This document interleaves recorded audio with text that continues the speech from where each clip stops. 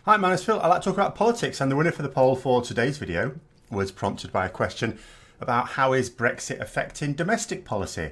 Well, I mean, in this regard, I suppose government is like any workplace. A senior manager spends about 5 seconds coming up with a great idea, and then it's your job to spend the next few months implementing it, alongside all of your other work, of course.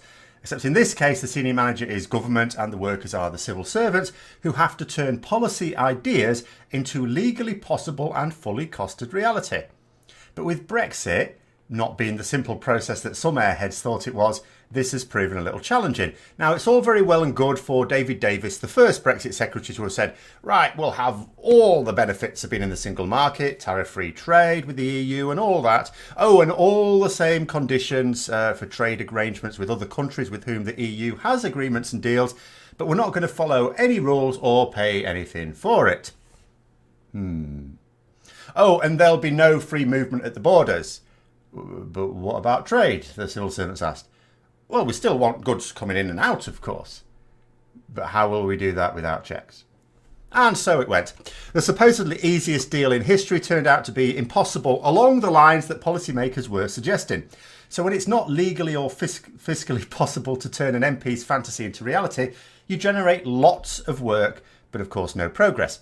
But Brexit has only been a feature of government for the last few years. Normally there are tasks with government policies day in, day out for domestic affairs or even international affairs. With Brexit increasingly occupying the bulk of departments' time, domestic policy has had to be deprioritised.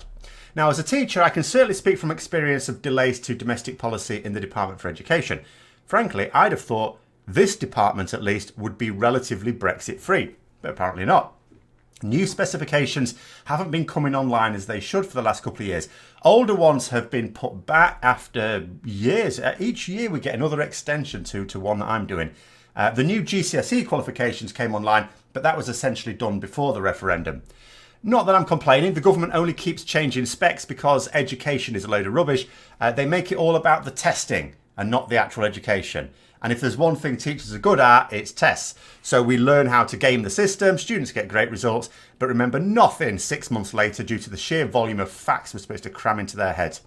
And the government then changes everything to wrong foot us, so we have to start learning from scratch how to game the new system. They do this every 5 or 6 years. But there are departments where Brexit is surely front and centre. So the Home Office, for example, deals with the police and other security forces. Now, without knowing if we'll have intelligence sharing with our allies, then we have a crisis to deal with. They also don't know what arrangements at the border we're going to need because they don't know what the border's going to be. They know where it is, but they don't know what form it's going to take. The Department for Health has been struggling to recruit doctors and nurses as Brexit has put off EU medics. We also get a lot of our medicines from the EU, which are under threat. A population that suddenly finds itself without the medical care it's been taking for granted is unlikely to be forgiven of the government that did that. So there's a crisis there as well. And so it goes on, department by department. And one of the biggest work demands for civil servants is that unknown element. We simply don't know what will happen.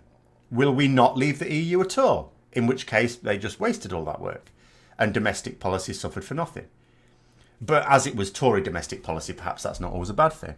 If we leave with no deal, then it's full crisis planning needed. If we leave with an agreement, well, then what sort of agreement? What's the agreement going to say? They used to know what the agreement meant, sort of, but that has been rejected, so it presumably need to be a different agreement. And the thing is that if you know, well, those of you who do any sort of problem solving in your work, you'll know that basically what you do is you identify the problem, and then your supervisor gives you the parameters for the solution. So you know within what parameters your solution needs to exist.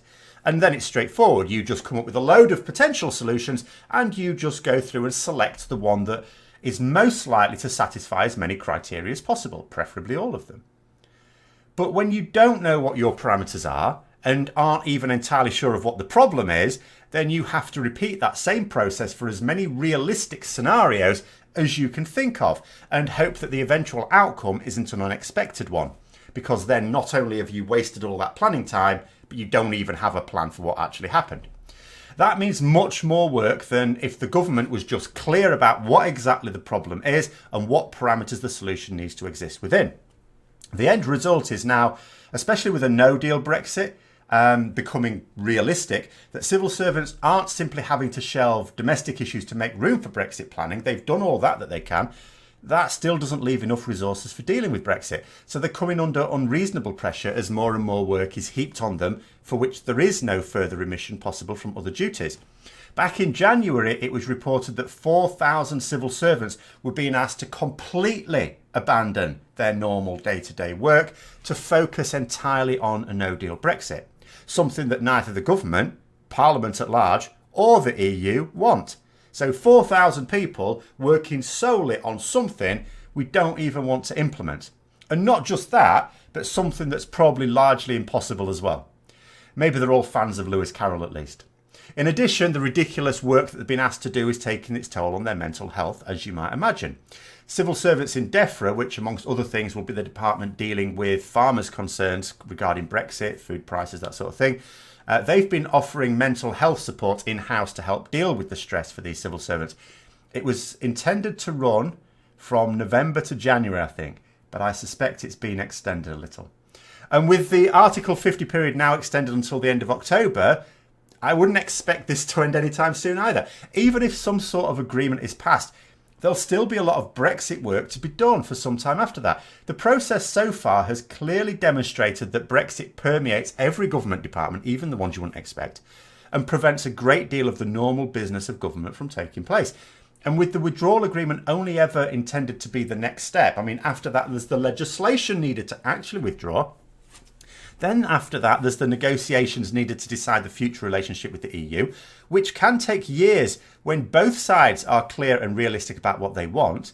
Not really sure that applies to us at the moment still. So while Brexit continues, and even if we do actually leave, there still won't be a time for dealing with domestic issues properly for years to come.